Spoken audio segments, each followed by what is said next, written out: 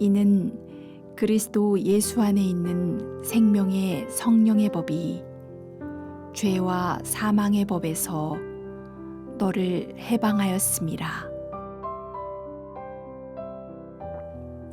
성령은 성경을 깨닫게 해주시는 분입니다.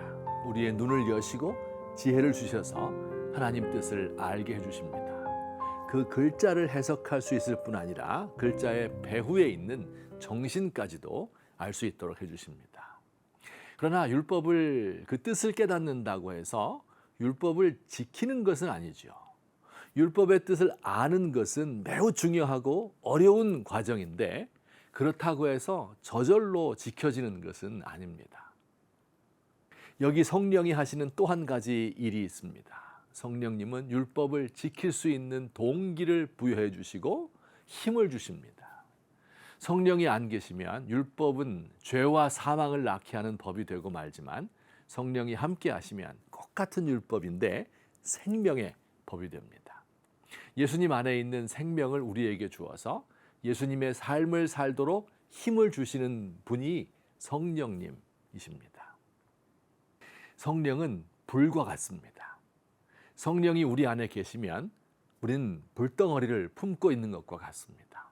불은 힘과 에너지의 근원입니다. 자동차의 힘이 어디서 옵니까? 연료를 연소할 때 힘이 나옵니다.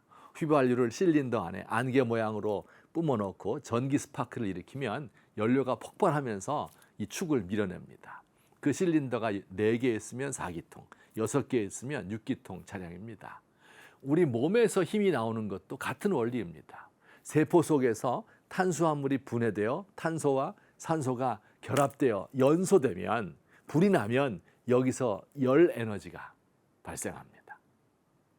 우리 영혼의 에너지는 어디에서 나옵니까? 바로 성령님이 우리 삶의 에너지원입니다.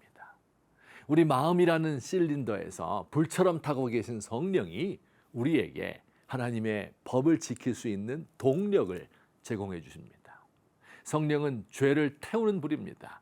마치 제단의 숯불로 이사야 선지자의 입술을 태운 것처럼 우리의 입술을 태워 회개하도록 하고 우리의 마음을 태워 죄를 토해내도록 하십니다. 하나님 말씀을 읽으면서 마음속에서 불이 타오를 때가 있습니다. 악한 세상을 보면서 하나님의 교회가 무너지는 것을 보면서 분노의 불이 타오릅니다. 하나님의 사람인 내가 이런 죄악 가운데 빠져 있는 것을 보면서 수치심으로 몸을 떱니다. 우상이 가득한 세상을 보고 도저히 가만히 앉아 있을 수 없습니다. 때로 하나님의 말씀을 선포하고자 하는 열망이 넘칩니다. 예레미야 선지자의 고백입니다. 내가 다시는 여호와를 선포하지 아니하며 그의 이름으로 말하지 아니하리라 하면 나의 마음이 불붙는 것 같아서 골수에 사무치니 답답하여 견딜 수 없나이다. 내가 발견한 말씀을 전하고 싶고 그래서 사람들이 주의 뜻대로 살았으면 좋겠다 하는 마음이 불같이 일어날 때가 있습니다. 사랑하고 싶은 마음, 불쌍히 여기는 마음이 불과 같이 일어나기도 합니다. 세상을 위하여 나 자신을 헌신하고자 하는 마음이 일어나기도 합니다. 우리 예수님 말씀입니다. 내가 불을 땅에 던지러 왔노니 이 불이 이미 붙었으면 내가 무엇을 원하리요? 나는 나의 받을 세례가 있으니 그것이 이루어지기까지 나의 답답함이 어떠하겠느냐. 십자가 지고자 하는 열망입니다. 사랑하는 성도 여러분, 우리 안에 있는 성령의 불을 끄면 안 됩니다.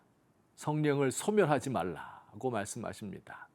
이 불을 끄는 방법은 여러 가지입니다. 첫째로 불어서 꺼버릴 수 있습니다. 내 안에서 일하시는 성령을 대수롭지 않게 생각하는 겁니다. 성령의 음성이 들려올 때 아무것도 아닌 것으로 생각하고 지나쳐버리는 것입니다.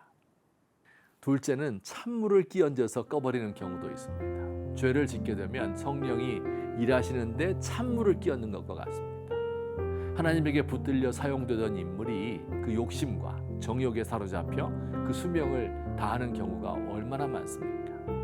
또 어떤 사람은 덮어서 꺼버리기도 합니다. 성령을 자기의 조그마한 생각 속에 가두어 두는 사람입니다.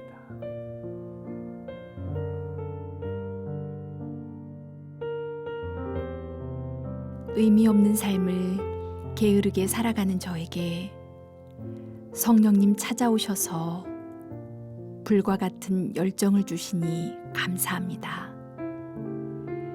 죄악 세상을 바라보며 힘들어 죽어가는 인생들을 불쌍히 여기며 무너져가는 교회를 생각하며 무엇이라도 해야 할 것 같은 마음을 주셨습니다. 내 안에 거룩한 불을 소멸하지 않겠습니다.